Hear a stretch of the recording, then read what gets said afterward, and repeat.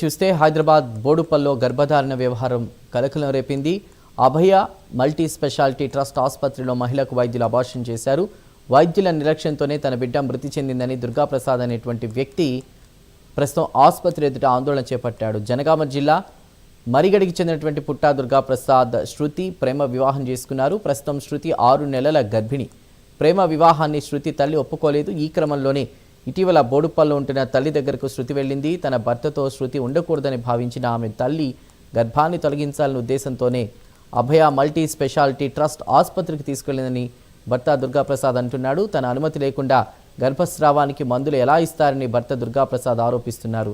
ఇటీవల పోలీసులతో కలిసి ఆసుపత్రికి దుర్గాప్రసాద్ వెళ్ళాడు. తనకు న్యాయం చేయాలని దుర్గాప్రసాద్ కోరుతున్నాడు. బాధ్యులపై కఠిన చర్యలు తీసుకోవాలని అంటున్నాడు. ట్రీట్మెంట్ చేసేస్తారా? హాస్పిటల్కి వేస్తే ట్రీట్మెంట్ చేసేస్తారా? హస్బెండ్ పర్మిషన్ వద్దా? అంటే మ్యారేజ్ సర్టిఫికేట్ అనేది దేనికి ఉంటుంది? పెళ్లి చేసుకున్నప్పుడు అవేం అక్కర్లేదా హాస్పిటల్స్కి? అంటే పైసలు వస్తున్నాయి, మాకు నెల జీతాలు వస్తున్నాయి, పైసలు వస్తున్నాయి అంటే ఏదైతే చేసేస్తారా? హాస్పిటల్ అని ఎందుకు వద్దాం? మనం గుడి లెక్క భావిస్తాం, డాక్టర్లని దేవుళ్ళు అనుకుంటాం. ఇట్లా దయ్యాల లెక్క దాపురమై నా భార్య వాళ్ళ తల్లి తీసుకొని వచ్చి ఇట్లా జాయిన్ అయింది హాస్పిటల్లో. 16 తారీఖు నుంచి రాత్రి 8 గంటల నుంచి 20 తారీఖు దాకా ఇదే హాస్పిటల్లో ట్రీట్మెంట్. 16 తారీఖు గోళీలు ఇచ్చారు, 17 తారీఖు కింది నుంచి సర్వీక్స్ పై పెట్టిర్రు. మళ్ళీ 18 తారీఖు మళ్ళీ పొద్దుగాల సాయంత్రం మళ్ళీ గోళీలు ఇచ్చారు. 19 తారీఖు గోళీలు ఇచ్చారు. ఇప్పుడు గోళీలే ఇవ్వలేదు, మేము ట్రీట్మెంట్ వేయలేదు, భర్త సైన్ కోసం ఆయన అని చెప్తున్నారు సార్. వీళ్ళు ట్రీట్మెంట్ చేసిన దానికే మళ్ళీ నా కొడుకు 3 డేస్కే చచ్చిపోయాడు సార్. ఇట్లా 3 డేస్ వరకు అది సర్వీక్స్ అనేది ఓపెన్ అయ్యి బాత్రూమ్ వస్తుందని చెప్పింది సార్.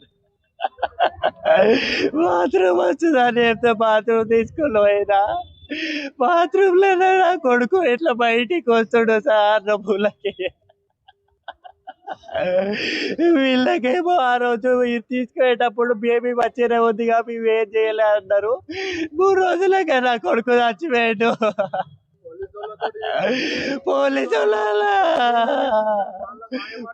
వాళ్ళని కూడా ఆ రోజు పిలిపిస్తే పోలీసు వాళ్ళు కూడా భయపెట్టి చెప్పారు. పోలీసు వాళ్ళు కూడా ఆ రోజు వచ్చిర్రు. నార్మల్ గా ఆమెతో లెటర్ రాపించుకున్నారు, మాకేం సంబంధం లేనట్టు. ఇప్పుడు ఆ లెటర్ ఇవ్వబడుతున్నారు, మాకు నాకు కేసీటీ ఇవ్వండి, ఏ గోళీలు వాడారు ఎప్పటి అంటే చెప్తలేరు సార్. ఇప్పుడు ఆ మేడం ఇట్లా ఏం మాట్లాడుతున్నారు అంటే, ఇట్లా బయట కూర్చోండి, మీరు బయట మాట్లాడుకోండి, ఏం మాట్లాడలా, మీరు ఎక్కడో పోయిన ప్రాణాలకి మేమే